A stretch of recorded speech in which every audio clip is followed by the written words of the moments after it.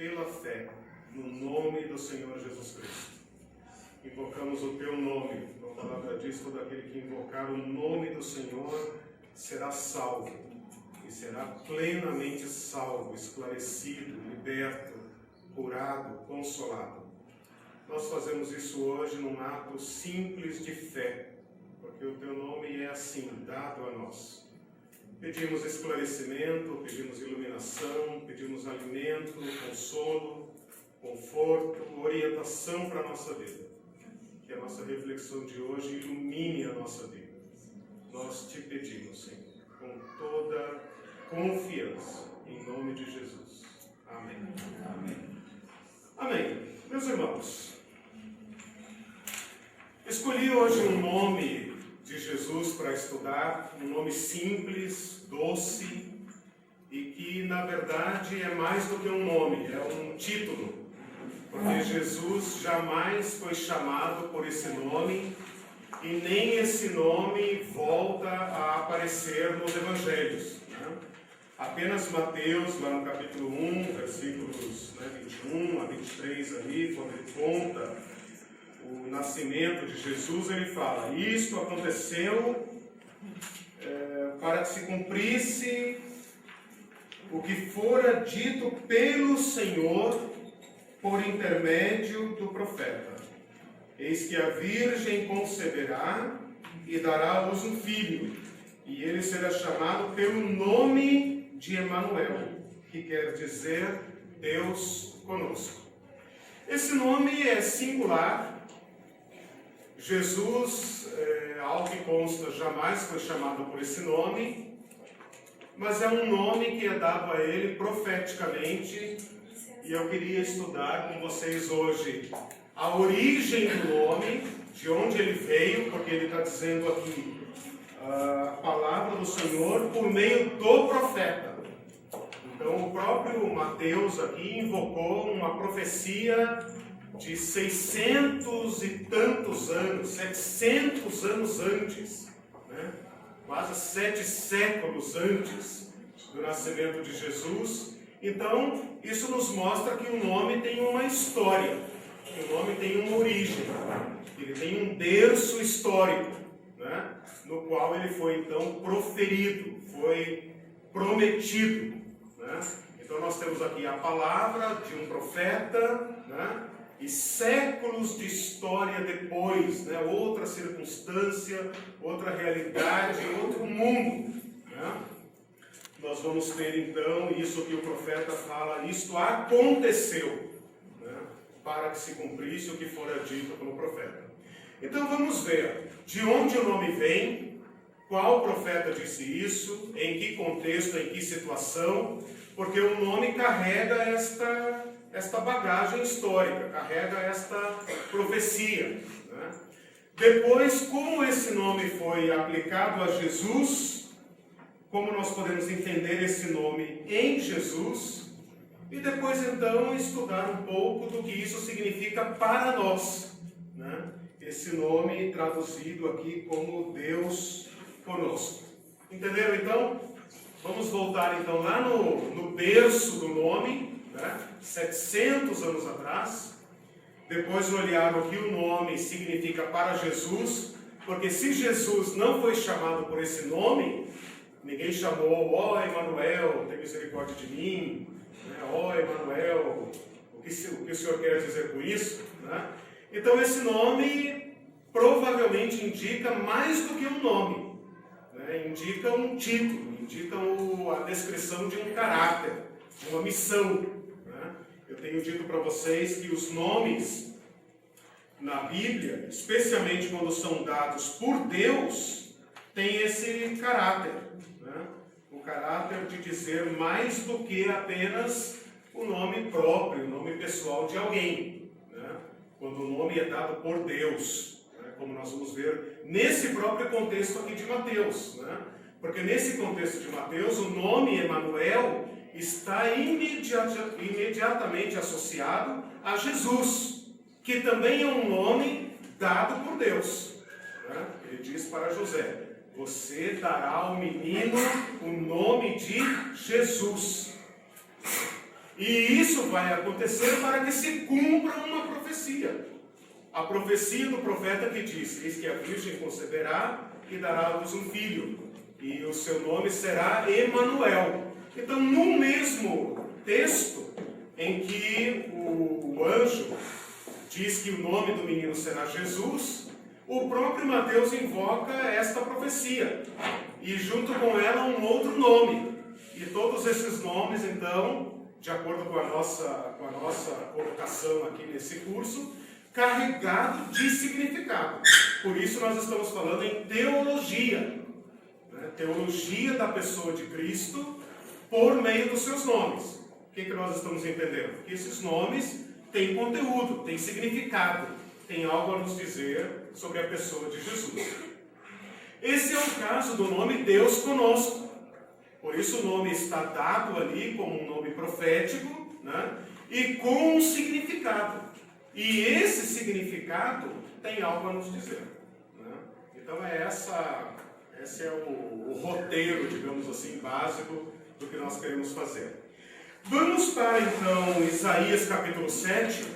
Estamos entrando na máquina do tempo e retornando 700 anos.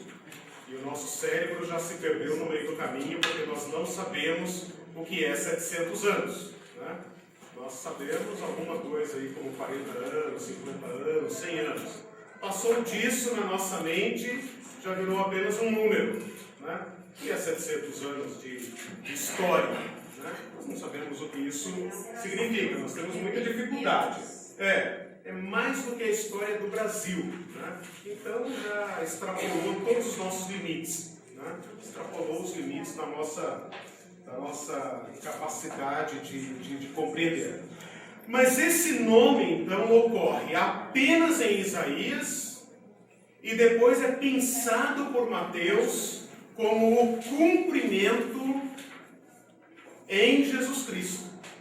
Então, de alguma forma, Jesus Cristo preenche os requisitos desta profecia, né? O Mateus vai ver em Jesus Cristo aspectos dessa profecia centenária, né? Então nós temos que buscar esse conteúdo para ver por que ele se aplica a Jesus Cristo. O contexto é o seguinte: em Isaías 7,14, diz 7,14, né? Diz assim: portanto, o Senhor mesmo vos dará um sinal. Eis que a virgem conceberá e dará à luz um filho e lhe chamará Emanuel. Aí está o texto que Mateus citou. Aquilo lá aconteceu para que se cumprisse o que fora dito por meio do profeta. Qual profeta? Já achamos aqui, Isaías. Isto vos será por sinal. Eis que a virgem conceberá e dará à luz um filho e lhe chamará Emanuel. Vamos adiantar um pouco aqui a leitura, depois vocês olhem todo essa sessão do capítulo 7 até o capítulo 11, né, como sendo uma sessão que aponta diretamente para Cristo. Isaías é um livro considerado o Evangelho do Antigo Testamento, de tanto que ele fala em Jesus Cristo. E essa é uma das sessões, capítulo 7 a 11, por aí, uma sessão toda ela apontada profeticamente para Jesus, né? Se você ler o Evangelho de Mateus, você vai ver que em várias situações, ele diz assim: isto aconteceu para que se cumprisse o que fora dito pelo profeta, né? Então ele está sempre costurando a história de Jesus com as predições proféticas. E essa aqui é apenas a primeira delas. E ele vai fazer muito isso em relação a Isaías. De modo que Isaías é considerado por muitos como o Evangelho do Antigo Testamento. Para a gente adiantar um pouco a leitura, lá em Isaías 8:8, ele repete o mesmo nome. Então ele fala assim: essas tropas aí que virão de fora entrarão em Judá, inundando. Essa figura do rio, da água, da inundação é apenas uma figura, né? inundando-o e passando por ele, chegarão até ao pescoço. As alas estendidas do seu exército cobrirão a largura da tua terra, ó Emanuel. Como se Emanuel aqui já estivesse vivo, como se a profecia agora estivesse sendo dita para ele diretamente, né? E essa figura então da água aqui, do rio, da inundação, é apenas uma figura profética para dizer invasão militar. Quando ele diz aqui, chegarão até o seu pescoço, é porque se você ler depois Reis, Crônicas e a própria profecia, você vai ver que o exército chega na porta de Jerusalém. E em Jerusalém, por uma intervenção de Deus, da misericórdia de Deus, o povo de Israel então é poupado, né? Então chegarão até o seu pescoço e cobrirá a largura da tua terra, ó Emanuel. Apareceu aí de novo o nome que nós estamos pesquisando. Depois no versículo 10, ele vai dizer o seguinte: forjai projetos e eles serão frustrados. Dai ordens e elas não serão cumpridas, porque Deus é conosco. Ou no original, né, no nome, porque Emanuel. Né? Então aqui aparece de novo o nome com a sua respectiva tradução, né? Ou seja, a tradução em lugar do nome, porque Deus é conosco.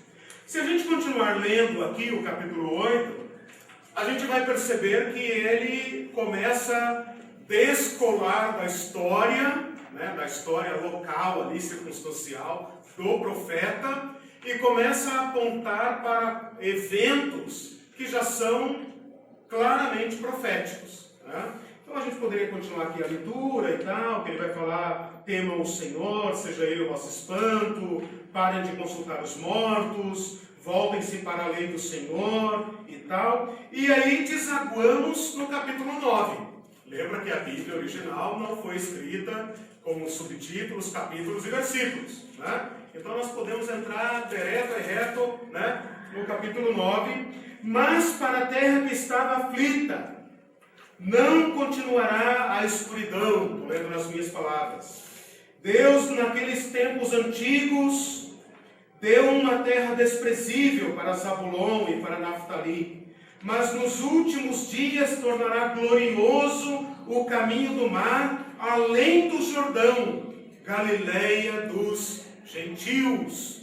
Aqui a gente já começa a achar a ponta, né, do que ele está falando. Em seguida, Mateus vai citar o mesmo texto, quando Jesus começa a pregar no norte, na Galileia.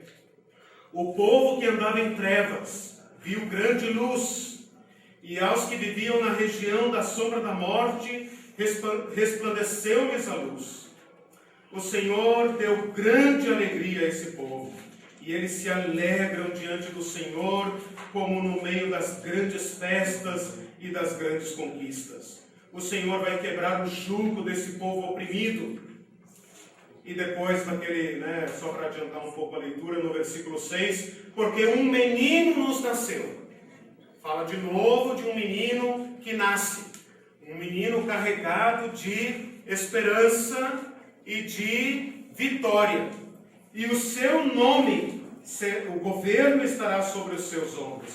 E o seu nome, falou de novo no nome dele, o seu nome será Maravilhoso Conselheiro. Algumas Bíblias colocam uma vírgula aí no meio, né? Mas o conjunto correto seria assim: Maravilhoso Conselheiro, Deus Forte, Pai da Eternidade, Príncipe da Paz. Né? Então, se nós lermos esse conjunto de Isaías capítulo 7, capítulo 8, capítulo 9, nós vamos vendo que a predição do profeta ultrapassa as circunstâncias locais imediatas e aponta para um futuro de esperança. Um futuro que fala de uma esperança, de uma vitória, que é totalmente diferente do que o povo está vivendo neste período aqui, né? Então, feita essa leitura, eu quero mostrar para vocês rapidamente, isso depois você pode pesquisar com mais calma, qual é a situação histórica desta profecia. Né? Nós temos aqui o reino de Judá, né? Aqui aquele mapinha básico, né? da Palestina, né? Aqui seria o Egito e tal. Então, aqui seria Israel, né? O reino do norte, e aqui o reino do sul, né? Mais ou menos isso aqui, Jerusalém aqui, Samaria aqui. Então, aqui seria Israel e aqui Judá. Né? Nessa época, o que está acontecendo? O reino de Israel se voltou contra Judá. E pior do que isso, se aliou a povos de fora, da Síria. E esses dois juntos, essa confederação sírio-israelense, se levantou contra Judá para esmagar Judá. E o rei Acaz, que é citado aqui no capítulo 7, versículo 1, está com todo o seu povo, como diz aqui, tremendo, seu coração feito água. Eles estão tremendo de medo, porque agora parece que Judá vai ser varrida do mapa. E a intenção desses dois reis, de Israel e de Síria, é destruir a casa de Davi e colocar no governo de Judá, no governo de Jerusalém, um outro rei, um rei vassalo, um rei tributário deles, um rei aliado, e fazer então uma grande coalizão para se proteger de inimigos poderosos que estão começando a surgir na região, como a Assíria, que é citada aí também, né? Então nós temos aqui esses dois povos que se uniram e estão caindo com inundação. Por isso Isaías 8, 9 fala, está vindo como uma inundação e cobrindo toda a tua terra. E vai chegar até o pescoço, né? E futuramente vai chegar mesmo. Esse Acaz é um daqueles reis idólatras. Porque se você já leu o livro dos reis, você sabe que os reis, todos do sul especialmente, são comparados a Davi. Davi é considerado o tipo do rei fiel, do rei piedoso. E esse Acaz é um rei idólatra, um rei perverso. E agora ele está tremendo de medo, porque a situação chegou ao limite e aquele pequeno reino de Judá, que vem se arrastando com dificuldade para se manter, parece que agora vai ser arrasado, sem que haja solução. A única solução seria reunir tesouros e alugar um exército. Mas eles também não têm dinheiro, eles já estão empobrecidos. Então a situação aqui do capítulo 7 é uma situação tenebrosa, terrível. E essa família de Davi é portadora de uma palavra profética, aqui já há mais de 300 anos, desde a época de Davi, quando o profeta Samuel disse para Davi, desculpa, o profeta Samuel não, Natã disse para Davi, nunca faltará descendente que se assente no seu trono. Por isso Jesus é chamado filho de Davi, né? Nunca faltará descendente que se assente no seu trono. Por isso, por mais que o povo de Judá tenha pecado, tenha feito, né, tenha praticado abominações, idolatria, às vezes se converte, às vezes se desvia, o Senhor mantém a sua palavra fiel a Davi por fidelidade, né? Por amor a Jerusalém, a que escolhi, por amor às promessas feitas a Davi. Mas agora parece que tudo vai acabar de modo irremediável. E então Isaías chega para o profeta, para o rei, chega para o rei, ali no capítulo 4, no versículo 4, né, capítulo 7, versículo 4, e fala, acautela-te, aquieta-te, não temas, nem se desanime o teu coração por causa desses dois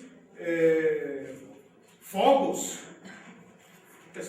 Todas as instituições Tocos e tições. Eu ia ler na outra versão que fala desses tições fumegantes.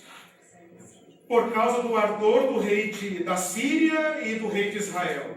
Porque a Síria resolveu fazer-te mal, bem como Efraim, né, o filho de Remalias e tal. Subamos contra Judá, deixemos-nos assustados, tomemos para nós e façamos reinar ali no meio deles o filho de Tabeel, ou seja, um rei nosso. Vamos acabar com Judá, né?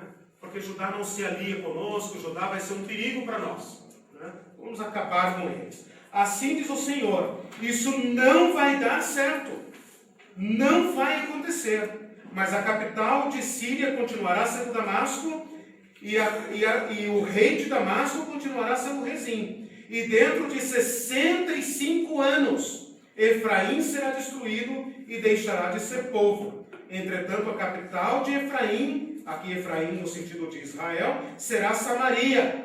E o rei de Samaria será Remalias. E se você não crer nisso, você também vai fracassar. Então veja, o que Deus está dizendo? Esse povo poderoso aqui é que vai cair. E vocês vão ficar em pé. Uma profecia impossível, improvável. Virá socorro da parte de Deus. E esses dois aí que se julgam grandes, poderosos, é que vão cair. E você vai ficar em pé. Versículo 10. E continuou o Senhor a falar a Acaz, dizendo, por meio do profeta, pede ao Senhor teu Deus um sinal, quer seja embaixo nas profundezas ou em cima nas alturas. O profeta está dizendo algo tão improvável, é tão absurda a possibilidade de Judá escapar do perigo, que o profeta diz para ele, pede um sinal ao Senhor, qualquer sinal. Ele fala isso depois para o rei Ezequias, lá no período de morte, né? E lhe dá um sinal, né? E o sinal tem a ver com o retrocesso, o atraso do tempo, o atraso da hora. Esse mesmo profeta fala para Acaz, que é o pai do futuro rei Ezequias. E esse rei Ezequias, né, falsamente, hipocritamente fala, não pedirei e nem tentarei ao Senhor. Fica parecendo que ele está sendo piedoso, dizendo quem sou eu para tentar a Deus. Mas no fundo, né, se a gente analisar aqui o contexto histórico, todo o conjunto, ele não crê que Judá vai escapar.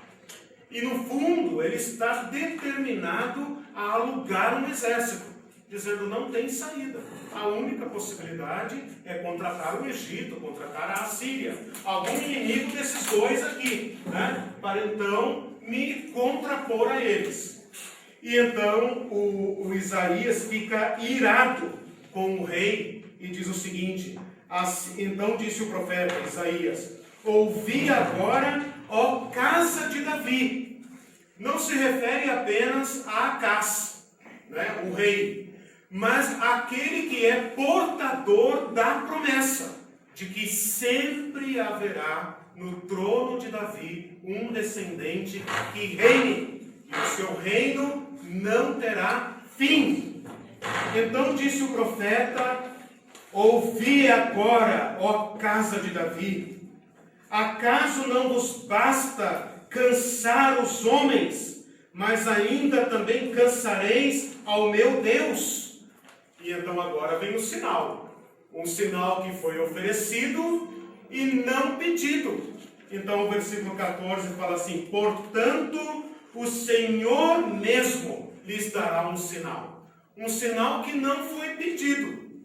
O Senhor mesmo lhes dará um sinal. Eis que a virgem conceberá e dará à luz um filho, e ele será chamado Emanuel. Que quer dizer Deus conosco. Aqui não aparece a tradução. A tradução vai aparecer depois, na sequência e no contexto. O que este sinal significou para Acaz e quanto deste sinal ficou pendente de cumprimento para o futuro é uma grande discussão, né? a gente poderia perguntar aqui, acaso entendeu o sinal? Né? Ele entendeu o que Deus estava fazendo? Que valor teve para ele este sinal? Né? Porque o sinal foi dado a Acás. Quem é essa mulher que concebeu? Quem é esse menino que representava a esperança? O que nós sabemos, irmãos, pela leitura de 2 Reis, de Crônicas e até algumas porções históricas contidas no livro de Isaías, é que de fato Judá foi salvo. Né? Vocês leem lá depois a história de Ezequias, né? Do rei Ezequias, contra Senaqueribe, né? Que manda um exército incontável de pessoas contra Judá e chega na muralha de Jerusalém, toma cidades, escraviza pessoas, destrói, pilha e chega no pescoço, como o profeta disse lá no capítulo 8, versículo 8. E esses relatos históricos não estão apenas na Bíblia, estão também nas histórias dos reis da Síria e da Assíria. Né? Aqui no caso da Síria, e depois da Assíria, o Senaqueribe. E eles não contam porque eles desistiram de conquistar Jerusalém. Né? Uma vez tendo chegado no muro de Jerusalém, né? E dito para o rei: quem são vocês? Quem é o seu Deus? Né? Porventura os deuses das nações têm conseguido libertar os povos da minha mão? Eu venho varrendo tudo e todos, tenho tomado todos que eu quero. Quem vocês acham que são? Né? O Deus de vocês é diferente dos deuses dos outros? Eles não contam porque foram embora, mas a Bíblia conta, né? Que uma praga dizimou e acabou com o exército desse rei na porta de Jerusalém. E esse rei teve que voltar para casa fugindo e às escondidas, e na sua própria terra foi morto. O que nós sabemos então é que Judá foi salvo. Desta situação aqui ele foi salvo. A casa de Davi permaneceu, Acás passou o seu reino para Ezequias, Ezequias passou para Manassés para acho que Amon, e Amon para Josias, e a história continuou. E depois de muitos anos, de fato, Judá caiu. Mas por outras circunstâncias, em outro momento, outro inimigo, outra situação. Claro, eles continuaram fazendo o que era mal e provocando o Senhor a ira, como diz lá o livro de Reis, o livro de Crônicas, explicando por que eles caíram. Né? Agora, nós sabemos então que Judá foi salvo. Mas tem alguns elementos nessa profecia que não se cumpriram. Né? Essa história da virgem conceber, por mais que se discuta o que quer dizer a virgem conceber, né? Porque a palavra virgem aqui, tanto no hebraico como no grego, não deixa muito claro exatamente qual era a condição desta moça. Né? Então as pessoas ficam discutindo se a palavra aqui é virgem mesmo, se é apenas uma menina, uma donzela, uma mulher em idade de casar, uma mulher casada, mas que ainda não tinha tido relações sexuais, era apenas uma noiva, ou essa discussão interminável. O 8:3 tem a ver, não? Oi? O 8:3 tem a ver? Ali é outro menino, né? Que pode ser parte do cumprimento imediato. Pode ser, né? Mas o que acontece na profecia, o que a gente precisa destacar aqui para daí ir para Mateus é o seguinte: um caso comum na profecia, em que a profecia do profeta tem um alcance imediato, um alcance circunstancial do momento, que não se cumpre completamente, ou seja, aqueles eventos imediatos, históricos do momento da profecia, não se cumprem completamente e deixa espaço para um cumprimento futuro. Né? Então essa discussão se era virgem ou não era virgem, então se perde nas questões linguísticas e históricas. Né? Porque até bem recentemente, moça e virgem também era sinônimo. Né? Hoje na nossa sociedade pode não ser uma coisa não implicar na outra diretamente. Né? Mas até muito recentemente nós falávamos, é moça, não é moça? Né? Isso então era sinônimo. E é assim também no mundo antigo, de modo que essa questão fica fora de discussão. Né? Não haveria sentido falar virgem conceber. Não faz sentido virgem conceber. Porque no exato momento em que conceber, não é mais virgem. Por outro lado, que sinal haveria numa mulher conceber? Né? Qualquer mulher que se deitasse com um homem, conceberia. E não haveria sinal nenhum. Aqui não está falando de prostituição, de adultério, ou de nenhuma coisa ilegítima. Né? Está invocando um sinal extraordinário. Né? E um argumento que nos diz que, de fato, o texto foi entendido assim, é que quando a Bíblia foi traduzida para o grego, a palavra usada também indica virgem, né? Que é a palavra que Mateus vai usar lá em Mateus capítulo 1, versículo 23. O que nós sabemos, então, do fato histórico é que Judá foi salvo. Absurdamente salvo. Né? De uma maneira que só uma intervenção divina poderia explicar a sobrevivência de um povo tão pequeno, tão empobrecido, né? Porque eu desenhei aqui o mapa, né, o mapa histórico de Judá, mas nessa época sobrou basicamente um distrito. Né? O rei está ali praticamente encurralado em Jerusalém, desesperado. Né? Tanto que o rei Ezequias convoca um jejum, né? Convoca jejum, convoca o profeta, clama a Deus desesperadamente, né? Porque eles estão sem saída. Quando Mateus, agora vamos para Mateus, então essa é a circunstância histórica. Né? Quando Mateus, veja aqui uma coisa, Mateus está escrevendo depois que Jesus veio, cresceu, viveu, pregou, morreu, ressuscitou e foi para o céu. Certo? Nós estamos escrevendo, Mateus está escrevendo uma história acontecida, já interpretada, já entendida. Mateus não está escrevendo como um jornalista que escreve hoje, uma mulher está grávida hoje. Vamos ver o que será dessa gravidez. Né? Ele está escrevendo como fato acontecido.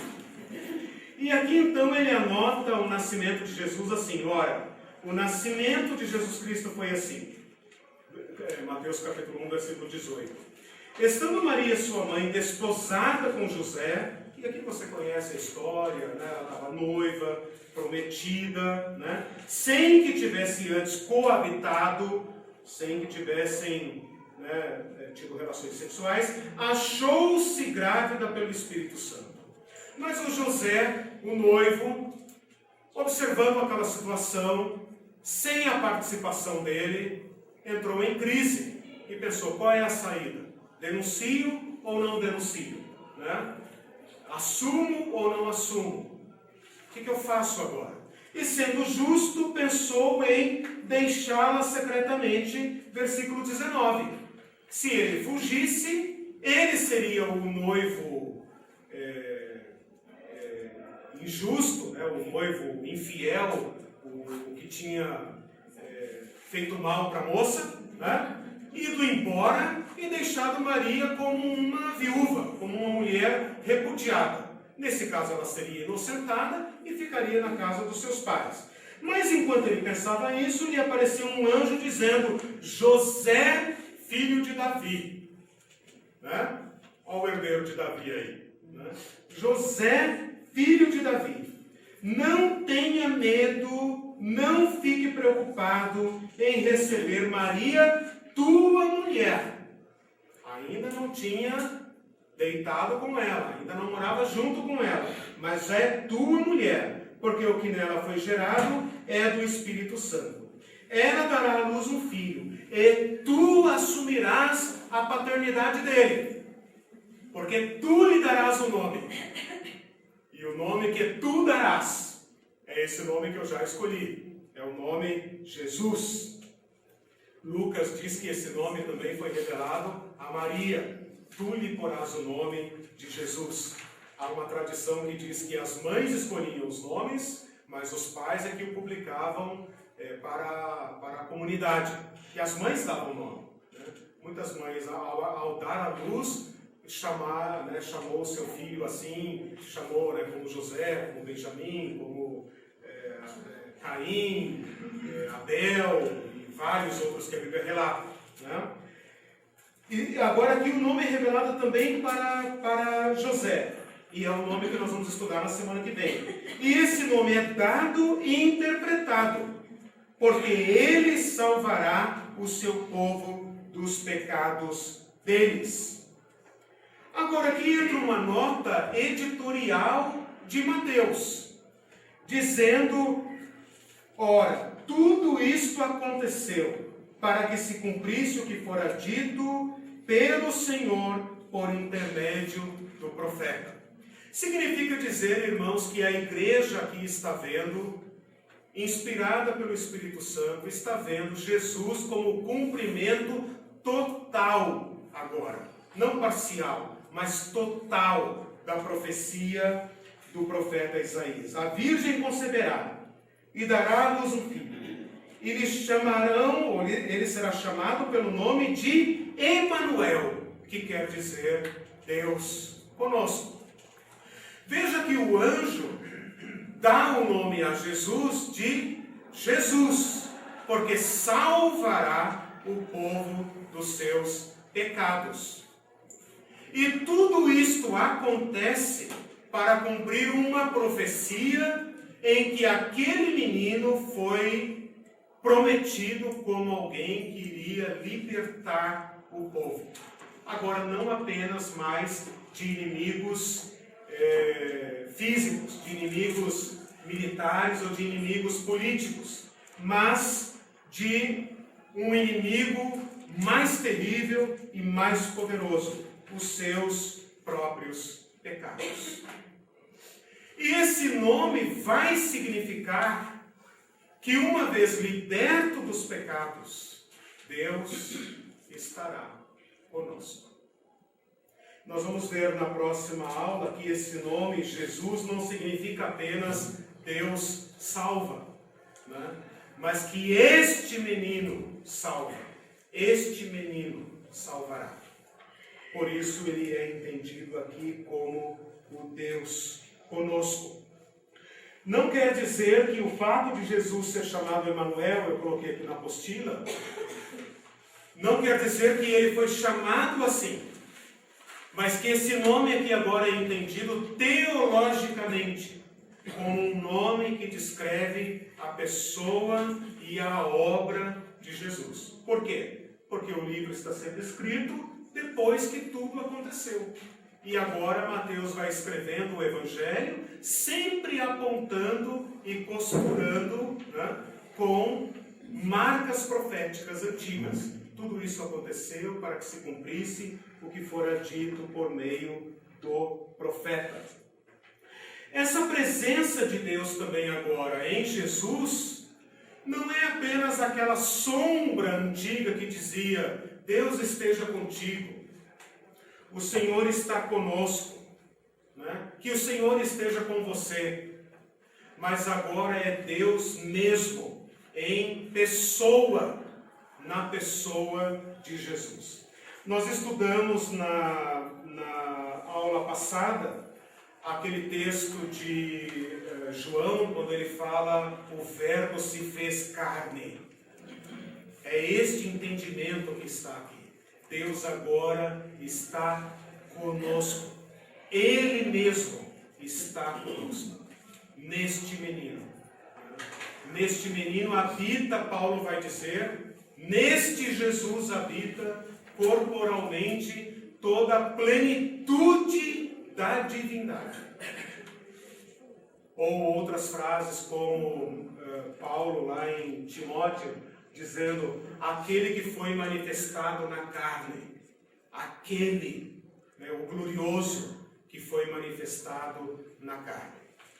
Estou dizendo para vocês que esse nome dado a Jesus embora seja um título mais do que um nome, não é apenas uma sombra daquela esperança antiga, falada tantas vezes no Antigo Testamento, dizendo: Deus esteja contigo, o Senhor está conosco, como a fidelidade de Deus, a bondade de Deus, a provisão de Deus. Mas agora em Cristo nós alcançamos a plenitude da esperança profética. Tudo que os apóstolos apontaram agora está neste menino. Tu lhe darás o nome de Jesus, porque Ele agora, Ele salvará. Porque Deus está nele, e toda a salvação de Deus está nele. E porque Ele nos salva, completamente, então agora Deus está conosco.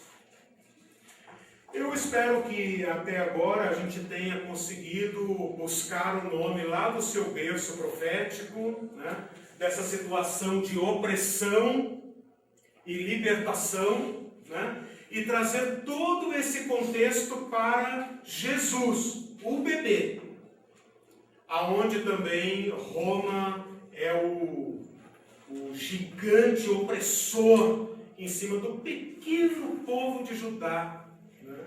A um ponto que a família de Davi está representada num pobre carpinteiro, né? Migrante, porque vai ter que caminhar com Maria grávida para voltar à sua cidade natal, a cidade de Davi, para se alistar. Alistar para quê? Para pagar tributos, para pagar impostos a um opressor. Então, uma situação de profunda opressão. E agora José também poderia dizer: o que será feito da casa de Davi? O que será feito da casa de Davi? O que acontecerá com aquelas antigas promessas que diziam: a Davi nunca faltará alguém que se assente no trono? Mas olha para nós. Se não fossem essas pequenas encomendas aí de câmbio de boi, de não sei o quê, de porta, de telhado, o que seria de nós, né? Já fogem de Belém porque provavelmente estavam passando fome na cidade real, né, de Davi. Já é um retirante, habita nas terras desprezíveis de Zebulon e Naftali, terra de trevas, terra de gente inútil, gente misturada, gente impura. Mas para as terras das trevas, né, resplandecerá a luz. Deus terá misericórdia daquele povo. Como é que Ele fez isso? Por meio de Jesus Cristo. Em Jesus Cristo, agora, vem a mesma libertação. Esta libertação impossível, improvável. Que será de nós? Que será de nós em relação à vida? Que será de nós em relação ao futuro? O que será de nós? O que poderemos esperar das promessas de Deus, ou de tudo isso, de toda essa história que nós ouvimos dizer? A Virgem conceberá. Quer dizer, do local mais improvável, né? Este será o sinal. E agora um sinal que está se apresentando de modo completo. Porque vem salvar não dos inimigos, não dos romanos, não do Herodes, não do Pilatos, mas dos seus pecados, do maior e mais profundo inimigo, dos seus pecados. E então o sinal se cumpre neste bebê. Deus agora está conosco. Deus voltou para nós. Deus agora está no meio de nós.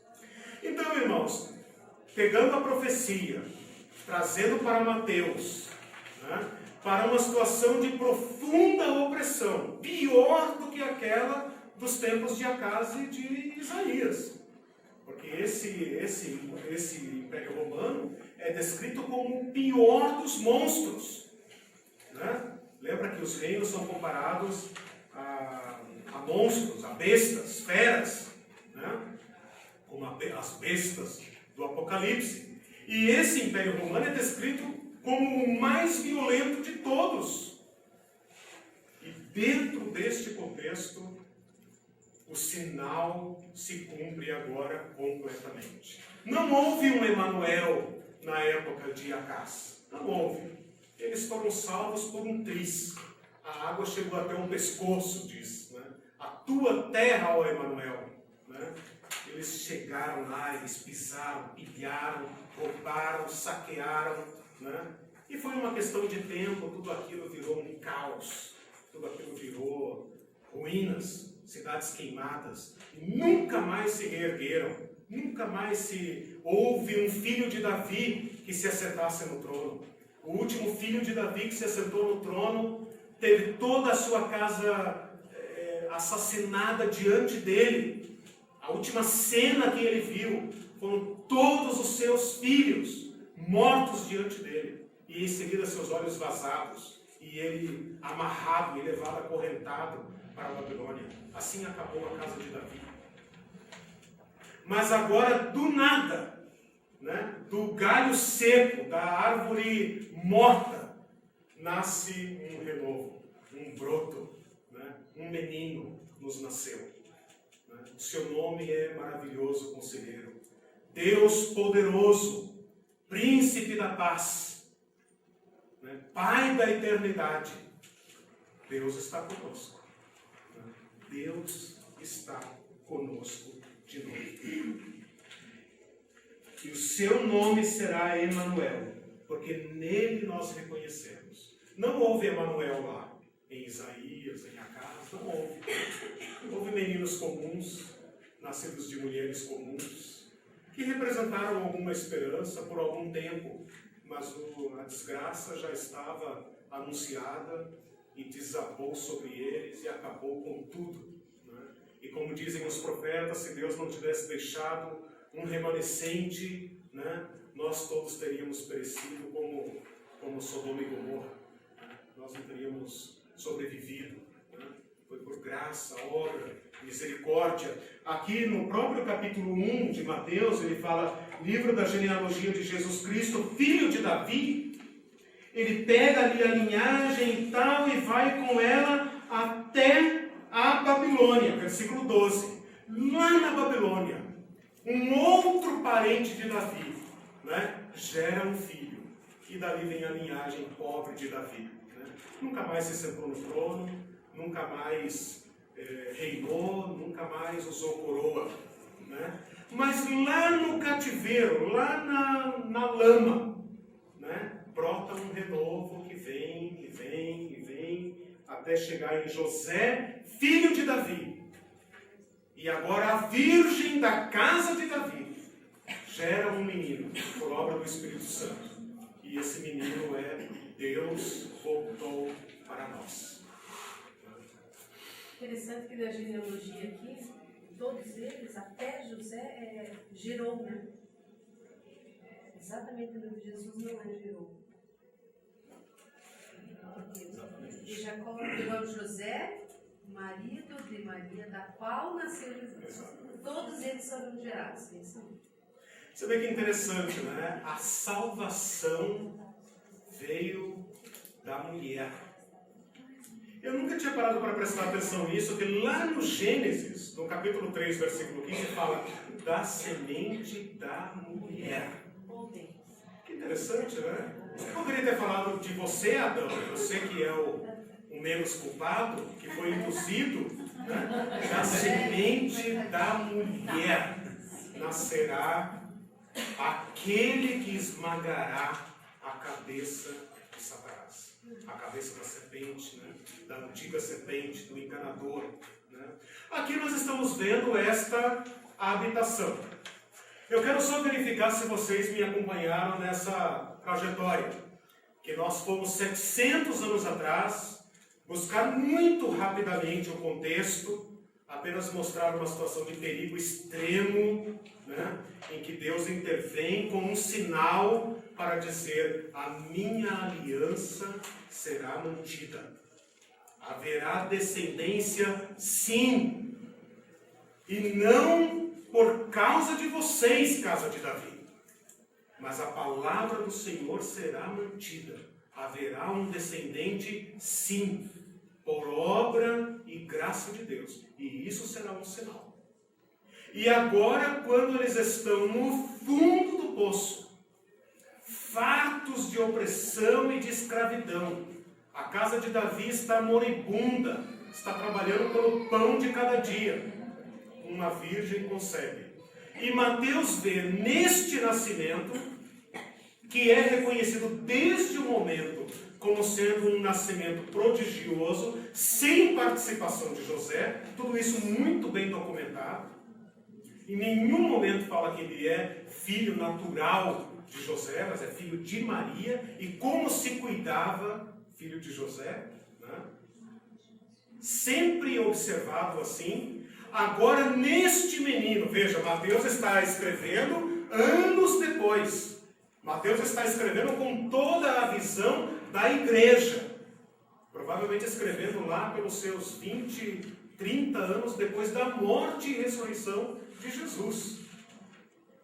E ele interpreta, por inspiração do Espírito Santo, este era o sinal. É neste menino que Deus nos visitou. Tudo bem até aí? Trouxemos o nome para Jesus. Eu queria... Oi? Oi? Maria, eu já ouvi, né? Nunca vi na Bíblia, mas já ouvi que Maria tinha alguma descendência de Davi. Sim. Tinha? Tem, digamos assim, é a melhor hipótese para sincronizar as genealogias que Mateus e Lucas apresentam. Né? Como se Mateus estivesse apresentando uma genealogia paterna, por ser hebreu e tal, e Lucas apresentando uma outra genealogia que passa por Maria, de modo que José e Maria são da casa de Davi, o que é muito natural, porque eles não se casavam entre tribos, né? Os judeus mais tradicionais não costumavam se casar entre tribos, casavam dentro da sua própria casa, então isso é perfeitamente natural, não é uma hipótese, por isso que eu falei de segurança, uma hipótese muito, muito provável. Né? Embora sincronizar as duas genealogias é um trabalho muito difícil. Né? Então a melhor hipótese que nós temos é que Lucas buscou uma linhagem, né? e Mateus outra linhagem. Mas ninguém duvida que Jesus é filho de Davi. E nós vamos ver isso também para frente em outros nomes que nós estudarmos. O nome de Cristo, né? Que invoca a ideia do ungido. Jesus é chamado popularmente filho de Davi. Jesus, filho de Davi, tem misericórdia de mim. Não é um título disputado. Né? O título filho de Deus é difícil. Né? Porque gera polêmica, gera até risco de vida para Jesus. Né? Como te fazes filho de Deus? Filho de Davi não. O mendigo lá falou, Jesus, filho de Davi. Né? Bardauí, provavelmente, alguma coisa assim. Né? Chamou ele pelo nome como se chamava naquela época. Fulano, filho de fulano. Filho de Davi. Né? Significa dizer que o povo reconhecia esta ascendência. Era importante isso. Era importante. Talvez Dá aí importância para o nome, para a genealogia. Né? Provavelmente o mais importante. Ou pelo menos muito popular. Né? Muito popular. Tanto que tem uma discussão depois, mais para frente, em que o próprio Jesus discute com as autoridades por que dizem que o Cristo é filho de Davi. Se o próprio Davi disse o Senhor ao meu Senhor, assenta-te aqui até que eu ponha os teus inimigos, né, derrotados e tal. Ora, se o próprio Davi lhe chama Senhor, como ele é seu filho? Né? Deixou a mente dos fariseus pulsando, né? Porque o próprio Jesus falou assim, muito bem, vocês me chamam o Cristo de filho de Davi. Né? Não tinham certeza se era ele ou não. Mas diziam que o Cristo era filho de Davi. Ele pensou, bom, se é filho de Davi, Davi chamou ele de Senhor. Então aí vocês têm um problema teológico para resolver. Os fariseus devem ir para casa, né, revirar os livros. Mas o povo da rua chamava Jesus de filho de Davi, admitindo que ele era o Cristo sem problema nenhum. Né? Gente, eu queria desenvolver com vocês agora uma reflexão sobre o significado da habitação de Deus conosco. E o percurso que nós queremos fazer, porque agora nós temos que entender qual é a relevância de Deus conosco. E aqui nós temos que ter muito cuidado e muita atenção, né? Porque se uma pessoa que não significa nada para mim, uma pessoa famosa, um ídolo que não significa nada para mim, estiver em Curitiba, eu provavelmente vá assistir filme, né, do mesmo jeito. Né? Mas para alguém que daria a vida, venderia a casa, né, para ir visitar um show, alguma coisa desse astro em outro lugar, faria qualquer coisa, pernoitaria dias e tal, né, na fila, para ver, e se possível, só ver aquela criatura famosa. Né? Então nós poderíamos trazer esse pensamento para nós. E Deus conosco? E Deus conosco? A relevância disso? Tá, o nome dele é Deus conosco, tá? Eu também falo, vai com Deus, dorme com Deus, fica com Deus, e tá aí, né? A relevância disso. Nós temos que entender esse nome como respondendo ao maior problema da existência humana. E é o maior problema colocado nas Escrituras, o problema da habitação de Deus com os homens. Então nós podemos fazer um percurso, no lado 2 aí da folha, chamado presença, ausência e presença, né? Como sendo um projeto de Deus. E aí nós vamos entender aonde que esse nome, Deus conosco, entra. Quando nós falamos em presença, a primeira presença de Deus conosco, nós podemos retroagir até a primeira antiguidade, a primeira história humana, os primeiros pais humanos, que são situados na Bíblia numa condição de acesso a Deus e Deus com acesso a eles. É o que a Bíblia chama de paraíso ou de Éden. E lá diz que Deus falava com o homem, visitava o homem, de uma forma que nós mal podemos imaginar, porque não temos como conceber, a não ser na nossa memória mais longínqua, o que significa o paraíso, o estado perfeito, a ausência de mal, a ausência de praga, a ausência de violência, a ausência de ódio, a ausência de mentira e presença de Deus. A Bíblia fala isso com tanta naturalidade que Deus costumava vir tomar chimarrão com Adão e Eva na viração do dia. E nós não podemos... É uma língua, uma visualização gauchesca, né? Porque se Adão e Eva fossem gaúchos, né? Deus teria deitado, bota água esquentar que eu estou descendo. Né? Mas não é assim, nós não sabemos imaginar, nós não conseguimos trazer isso para o chão concreto. Né? Nós não conseguimos entrar nesse paraíso que teve as portas lacradas, como diz a palavra. Mas nós experimentamos na nossa carne, na nossa existência, na nossa realidade, essa ruptura, esse anseio de voltar para, né, essa saudade imemorial de um mundo perfeito que nós queremos reencontrar de alguma forma. A Bíblia chama isso de paraíso, um paraíso que está esculpido. Está entranhado na memória do ser humano. O ser humano não se conforma com nada menos do que uma vida melhor, uma vida de realização, uma vida de plenitude. Mas daquela forma como Gênesis manifesta, o homem se rebelou contra Deus. E a rebelião não pôde conviver mais na presença de Deus. A culpa, a autonomia, a rebelião interromperam, bloquearam nosso acesso à plenitude da vida, representada naquela descrição de Gênesis como sendo uma árvore da qual nós nos alimentávamos. Jesus vai dizer depois: eu sou o pão da vida, eu sou a vida, quem de mim se alimenta não morrerá eternamente.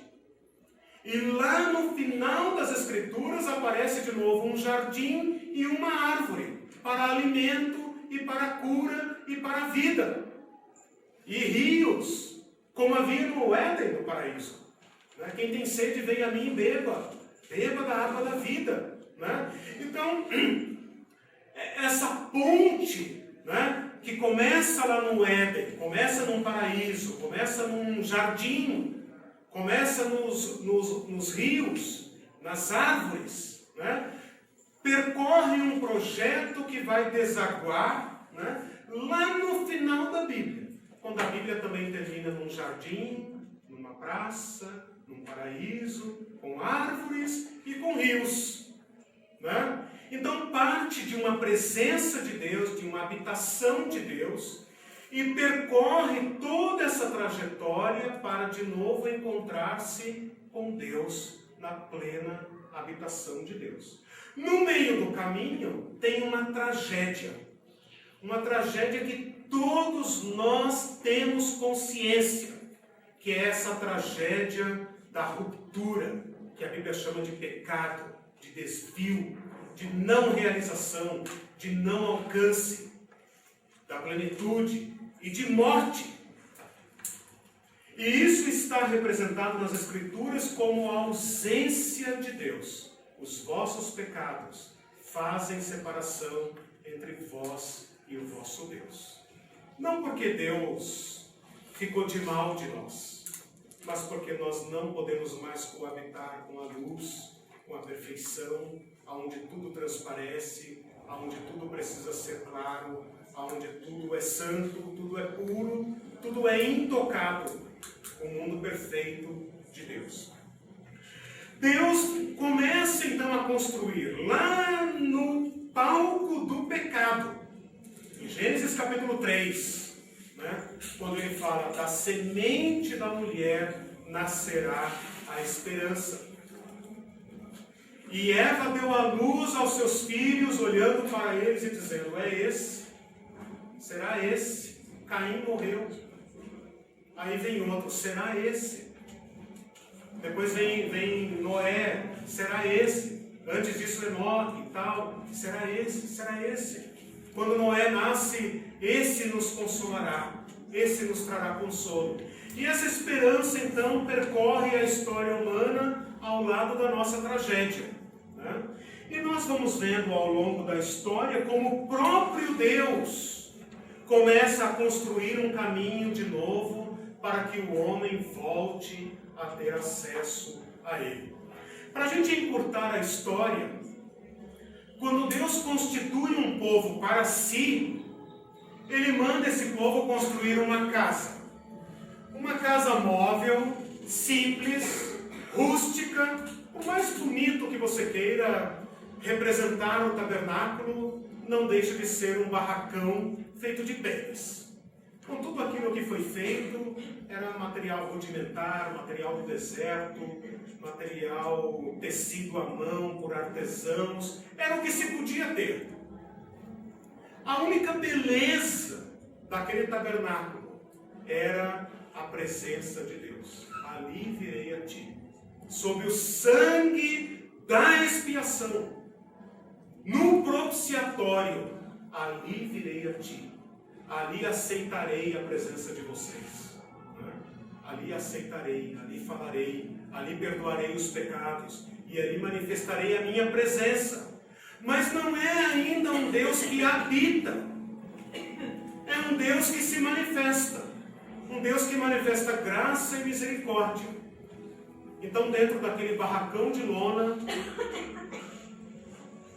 cuja entrada era marcada por sangue e mais sangue, sangue de bode, sangue de carneiros, sangue de novilhos, lá dentro, naquele espaço inacessível, mediado por muito sangue, e por um homem que fazia papel de sacerdote, de intermediário, Deus manifestava a graça da sua luz e da sua presença. Mas não era uma habitação plena. Não era o sonho de Deus. Deus não poderia conviver com aquele povo por causa da pureza do coração, por causa dos pecados cometidos, por causa da obstinação do coração, do desvio do coração, o desvio inato do coração humano. Depois vem aquela história do templo, porque os homens começam a enriquecer, a prosperar, a achar muito bom aquele projeto de Deus, e eles constroem seus próprios palácios. E Davi sente um certo peso na consciência, né? Porque eu habito em palácios, mas a arca de Deus está lá naquela tenda, né? A glória de Deus habita em tendas. Provavelmente Davi abria a janela do seu palácio, né? Todo bonito e tal, e dizendo, puxa, mas a arca de Deus, né? Eu habito aqui, a arca de Deus lá. E então surge a ideia do templo, que não é um projeto de Deus, mas surge a ideia do templo. E Deus promete a Davi, o seu descendente edificará para mim um templo, e eu habitarei lá, e ele me será por filho, e eu lhe serei por pai. Mas quando Salomão, então, um rei mais chique, né, mais rico, mais glorioso, mais poderoso do que Davi, constrói aquele templo, se você ler a oração, belíssima oração de Salomão, ao inaugurar aquele templo, ele diz, quem sou eu para construir casa para Deus? Nem os céus dos céus te podem conter. Como tu poderias habitar nesta casa que eu preparei para o Senhor? E então ele fala, Senhor, tem misericórdia. Olha para esta casa, nas orações que se fizerem aqui, no sangue que for derramado aqui, nos sacrifícios, quando esse povo pecar, quando se desviar, tem misericórdia do teu povo e coloque ali então a sua presença. Mas esse templo é destruído, esse templo é derribado, queimado, saqueado, humilhado. E muito tempo depois, a casa de Davi constrói lá um barracão, né? Tão feio, que diz que os antigos choraram ao ver aquele templo. Choraram em alta voz, dizendo, onde nós viemos parar? Quem já morou, né, naqueles palácios, olha que casa nós estamos fazendo para Deus. Mas Deus levanta ali então um profeta, o profeta Ageu, você pode ler isso lá no livro do profeta Ageu, quando ele diz, não chorem, porque a glória desta casa será superior àquela primeira. Nesta casa, Deus manifestará a sua glória. E a história vai andando, até que chega Jesus. E Jesus visita esta casa. E ele diz, um certo acesso de fúria, né? Ele assalta essa casa e fala, vocês têm transformado a casa de meu pai em casa de ladrões, em casa de salteadores, de cambistas, desonestos. Né? E ele fala, destruí esse santuário, e em 3 dias eu o reconstruirei. Destruí esse santuário, João capítulo 2, e em 3 dias eu o reconstruirei. Mas ele estava dizendo isso com respeito ao santuário do seu corpo. Então agora o descendente de Davi vai edificar uma casa para Deus. Não é Salomão que construiu a casa para Deus. Não é Zorobabel, muito menos Herodes que poderia construir uma casa para Deus. Não é uma questão de mais ouro, menos ouro. Não é uma questão de mais pedra, menos pedra. Não é uma questão de quanto dinheiro tem lá dentro, de quanto poder tem aquele povo. Mas este filho de Davi, este descendente de Davi, agora vai fazer no seu corpo habitação para Deus. E então nos últimos tópicos aqui do capítulo de João, né, quando eu coloco ali a presença, Jesus dizendo: quando eu for e vos preparar um lugar, virei outra vez e vos levarei para mim, para que onde eu estiver, estejais vós também. Nós não nos separaremos mais, nós habitaremos juntos. Na oração sacerdotal: Pai, aqueles que me deste, quero que onde eu estiver, também eles estejam comigo, para que vejam a minha glória, a glória que me deste. Estejam comigo, Deus com os homens e os homens com Deus. Em João capítulo 14, versículo 17, ele fala: o Espírito da verdade estará em vós, habitará em vós. Depois, mais à frente,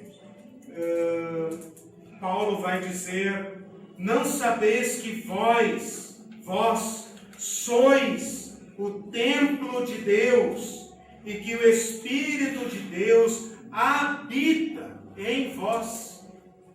Agora Deus está conosco, de uma forma ainda antecipada, de uma forma ainda limitada, parcial. Deus habita conosco.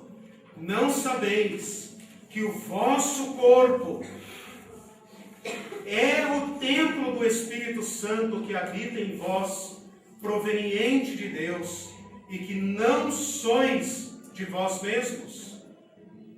Então, por esses e muitos outros versículos, nós vemos que a partir de Jesus, Deus habita conosco e em nós. Isso é um salto inimaginável, como se esse rei de Judá pudesse espantar esses inimigos, ou como se aquele pequeno José, o pobre carpinteiro, pudesse libertar o povo judeu do Império Romano. Esta coisa impossível, improvável, realizou-se na pessoa de Jesus Cristo, porque agora Deus habita em nós, numa fase preparatória, sim, não numa fase definitiva ainda, mas numa fase preparatória, sim. O Espírito Santo foi dado a nós para nos conformar, para nos preparar para uma habitação plena de Deus. Pedro, que foi considerado e é considerado pela Igreja Católica ainda como a pedra fundamental da Igreja, vai dizer lá na sua epístola: todos vós sois pedra. Estão sendo lixados, sim, estão sendo polidos, esculpidos, sim, para formarem uma grande habitação, né? A habitação de Deus no Espírito. Em Efésios capítulo 2, versículo 21, quando eu coloco ali a nossa expectativa futura, Paulo coloca assim: no qual todo edifício, no qual Cristo, todo edifício, bem ajustado, cresce para ser o templo santo no Senhor, no qual também vós, cada um de vocês, estão sendo edificados para serem a morada de Deus no Espírito. Então nós vivemos uma fase de preparação para a habitação. E vamos terminar então esse relato aonde temos que terminar, na plenitude, no fim de tudo. Em Apocalipse 21, quando, você pode ler depois todo o contexto, quando é dito: ouvi uma grande voz do céu que dizia: eis aqui o tabernáculo de Deus com os homens. Eis aqui o tabernáculo de Deus com os homens. Pois com eles habitará, e eles serão o seu povo, e o mesmo Deus estará com eles, e será o seu Deus. E depois Pode ler depois todo o capítulo 21 e 22, eu coloquei aqui apenas as referências mais claras, quando ele fala, nela não vi templo. Nesta futura cidade não haverá templos, porque o seu templo é o Senhor Deus Todo-Poderoso e o Cordeiro. E a cidade não necessita de sol nem de lua, para que nela resplandeça, porque a glória de Deus a tem iluminado, e o Cordeiro é a sua lâmpada. E por fim, lá no capítulo 4 de 1 Tessalonicenses, quando ele fala desse encontro, ele fala assim, estaremos para sempre com o Senhor. Esse percurso é para mostrar para vocês o projeto de Deus de encontro, de habitação permanente, no qual o nome de Cristo, chamado Deus conosco, se insere. Em Cristo, Deus voltou para nós. Em Cristo, Deus nos libertou dos nossos pecados. Em Cristo, Deus removeu toda a imundície, toda a morte, toda a solidão, toda a praga, toda a dor. E o nosso futuro em Cristo é a plena habitação de Deus conosco. De modo que esse nome de Cristo é para nós ainda uma profecia. Uma profecia que aponta para uma habitação plena de Deus conosco. Uma restituição completa e superior de tudo aquilo que Deus pretendeu com os seres humanos. Diga, meu irmão. É interessante a mudança teológica que vai se fazendo da visão de Deus. Tem uma visão inicial de que Deus vem tomar café contigo à tarde, sem medo, sem culpa. Aí depois você vai ter que adentrar tendas, o sino, que importa, né, para atender aquele sanguinário, né? Porque se eu estiver mal com ele, eu fico ali, vou ter que ser puxado. Imagine Deus conosco, o quanto de sangue que vai ser pedido, né, para viabilizar esse Deus conosco. O sangue de Cristo, uma vez oferecido para sempre, tem um poder. Nós vamos ver isso depois no nome Salvador de Jesus. O nome de Jesus, que significa Ele salva dos pecados. E o seu sangue vertido de modo único e completo para a salvação do ser humano e para operar em nós. Por isso o seu nome é Deus conosco. Porque é nele que Deus vem. Por meio dele, da mediação dele, do sangue dele e do sacerdócio dele, é que ele virá. Então veja, em Cristo recomeça um projeto. Um projeto no final do qual Deus voltará a habitar com os homens. Em Cristo, esta habitação está sendo preparada. Fala-se tanto do céu, quero ir para o céu e do céu. Mas a melhor descrição do céu que nós podemos ter hoje, a nossa compreensão é: céu é a presença de Deus. Céu é Deus. É onde Deus está plenamente, sem medo, sem culpa, sem pecado, sem choro, sem lágrimas, sem dor, sem praga alguma. Leia Apocalipse 21 e 22. Né? Tudo isso mediado por Jesus Cristo. Eu comecei essa segunda parte da aula dizendo: nós temos que entender a grandeza do Deus conosco. Porque se isso não significar nada para nós, se a ausência de Deus para nós for apenas um caso qualquer, como uma pessoa qualquer que veio ou foi, e isso não nos diz respeito, isso é para os religiosos, a presença de Deus também não significará nada.